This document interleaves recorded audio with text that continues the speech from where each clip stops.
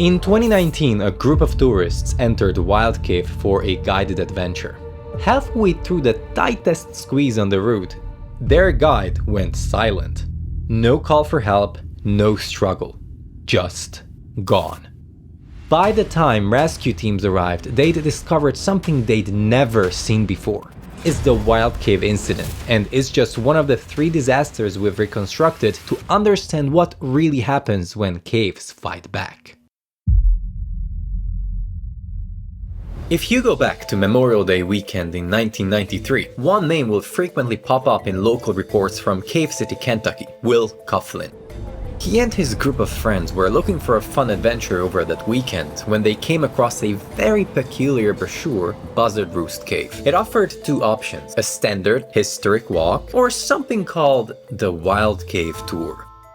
If you handed that to most people, they'd probably think, sure, why not? Try the wild one. How hard could it be? Well, that's pretty much the choice Will made, without realizing how far that decision would take him. The group entered the cave with the tour guide named David Hardin. Now, before we go deeper, literally, let's talk about what this wild tour actually was. In simple terms, it wasn't some fancy attraction. Instead, it involved claustrophobic crawling, squeezing, and climbing through narrow, uneven rock passages with no railings, lighting, or safety equipment beyond what you brought with you. For someone like Will, who is 6 feet tall and over 200 pounds, each crawl took comparatively more effort. And can you imagine scraping through rock passages so tight your chest brushes on both sides? How long will you keep going? According to the accounts we reviewed, the group eventually reached a wet 42-foot ladder deep inside the cave. And it was at this point that they noticed a critical problem. Their guide, Hardin, was nowhere in sight. Still, the group had no choice but to keep moving. And despite his exhausted state, Will tried climbing the ladder with his friends. But this ladder wasn't like something you normally see in a hiking trail or a tourist cave. It was wet, narrow, and slippery from the dripping groundwater. That's when the worst possible scenario came true. About halfway up, Will's boots slipped. He fell and slammed backward into the rock with such an impact that the skin on his head split open. Seeing the path getting dangerous by the step, Will's friends began calling out for Hardin, shouting his name. But where was Hardin anyway? Well, you'd be surprised to know. Hardin actually left the entire group underground to make a phone call. By some miracle, Will got up and resumed crawling forward. After all, in a cave like that, turning back wasn't really an option. In the meantime, 2 of his friends finally climbed back up the ladder and scrambled out of the cave to find help. But by then, Will, dazed, injured, and probably disoriented, had already crawled forward into another passage. This one was far worse than anything they had passed earlier. If you've never seen a V-shaped squeeze, it looks something like this. Imagine 2 rock walls narrowing until gravity forces your body into the very bottom. Once your shoulders slide in, there's no turning around. And if you enter head first, you're trapped. That's exactly what happens to Will. The passage angled downward, pulling his chest deeper until the rock pinned him. His entire torso was compressed, every breath pushed against his own body weight. The friends who stayed with him tried pulling him by the legs, but he was wedged too tightly to move even an inch. Every minute, Will's breathing became shallower. When Hardin finally returned, he realized the blunder he had caused. The scene was something no normal guide is ever prepared to handle. According to statements given afterward, Hardin just froze. He had no plan, gear, or idea on what to do next. Many people are unaware that in cases of vertical entrapment, the first few minutes are more crucial than anything else, and in Will's case, those minutes had already passed. By the time trained rescuers made it deep enough into the cave to reach Will, hours had passed. They tried everything: ropes, pulleys, even chiseling the surrounding rock, but nothing worked. Will was still stuck. Eventually, his breathing slowed down, and after a few more hours trapped upside down, he suffocated to death. It ended up taking the rescue team 7 hours of continuous struggle to pull out his body. But can you imagine when there's no tour guide to begin with? That's exactly what happened in our next story, and it took place in a cave that's even more unforgiving, an underwater cave. We wanted to understand what underwater cave incidents actually look like. So, we dug into the tragedy reports from Otter Springs, Florida in May 1990. Again and again, 4 names appeared: Ron and Alan Welch, Chris Gallup, and Kenneth Ives. All 4 had just earned their basic open water scuba certifications, which, to be clear, are not cave diving certifications. Those licenses cover simple recreational dives in open water, not squeezing through overhead environments with no direct path to the surface. Still, like plenty of new divers, they treated those cards as proof they were ready for something more extreme.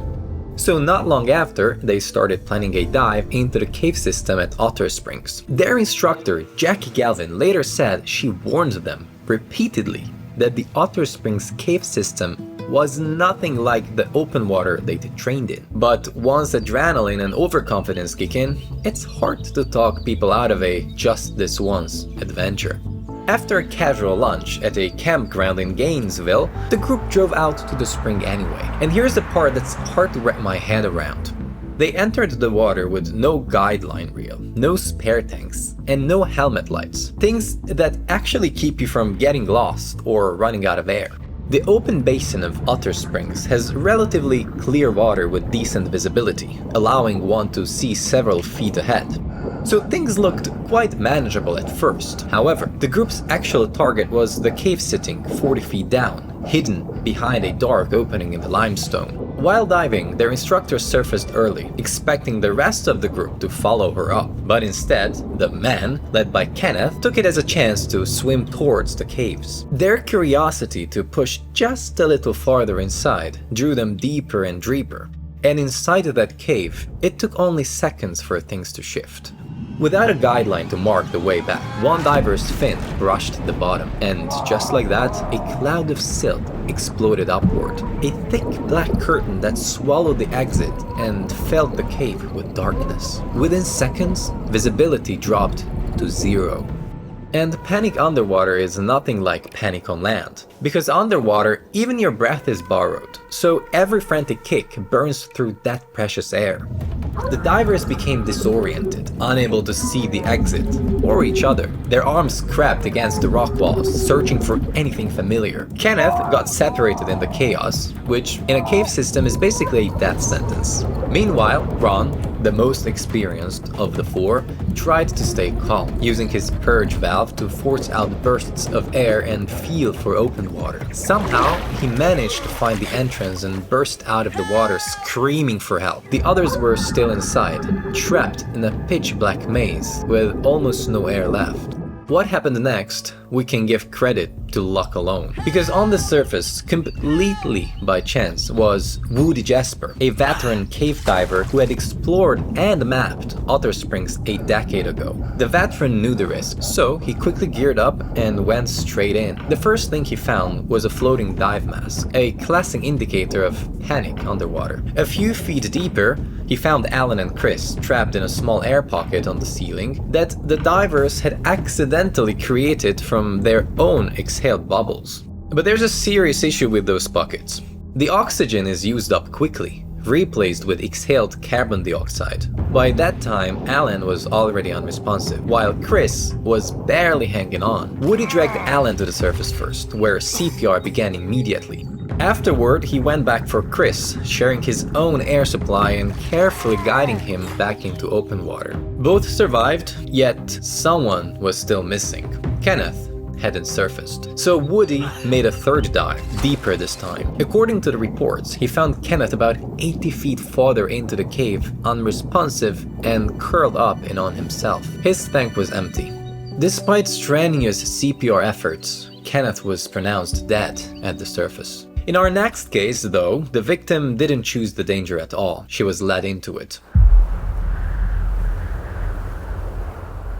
While we were digging through archives from Christmas Eve 2002, one case stopped us cold. The death of 14-year-old Kylie Chakaway, a girl in a Utah teen residential program. She and about 20 other girls were loaded into vans that morning for what they thought was a simple field trip. Yet, there was one tiny detail. No one bothered to tell them the destination.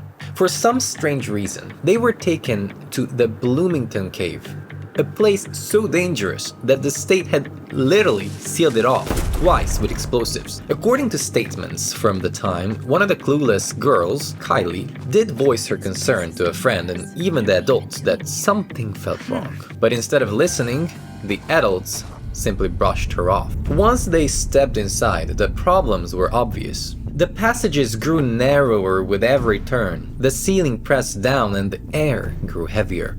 Kylie felt the walls closing in and clutched her friend Megan's hand, whispering, "Don't let go of me, please." And here's another detail that made this entire situation even more absurd. There were 20 girls, but only 8 lights, and 5 of them were taken by the adults, which meant 20 kids shared 3 weak flashlights in one of the most complex caves in Utah. From the south entrance, the group climbed toward what the maps referred to as the Big Room. However, despite the friendly name, this section wasn't so kind. The ground dropped sharply, boulders jutted out at strange angles, and there were pits you could step into without even realizing they were there. Every stumble added to Kylie's already anxious state. She tightened her grip on Megan more. But the worst of this entire situation was waiting for them only a few feet ahead. After nearly an hour underground, the floor finally leveled out and the air became less congested. At this point, you might think the conditions were getting better for the girls, when in reality, they were walking straight into the most dangerous stretch of the route, a section called the Boardwalk. Now don't let the name fool you, there was no boardwalk. Instead, there was just a narrow, sloping path with a ceiling so low you had to crouch, and an unmarked deadly drop running right beside it. In the dim light of 3 barely working flashlights, that drop was almost invisible. Still, Megan, being the true friend she is, guided Kylie forward, holding her hand so she wouldn't trip. But at some point, she had to adjust her footing. Just a tiny shift. Barely a second, and that was all it took. In the dark, Megan heard gravel shift, followed by a frantic scrape of shoes searching for a ground, and the final scream that echoed once and cut off instantly. Kylie had slipped, falling nearly 100 feet, down a steep, jagged, rocky shape submerged in darkness. By the time rescuers reached her, there was nothing they could do. But it's this part that stunned us. Instead of taking accountability, the group home, Integrity House, immediately denied anything wrongdoing. They even suggested Kylie might have had a secret heart condition. The autopsy report, however, ended that theory quickly. Kylie didn't die from a disease. She died from multiple blunt force injuries, most likely from the fall. Despite clear evidence, Integrity House never lived up to its own name and, surprisingly, was never held accountable.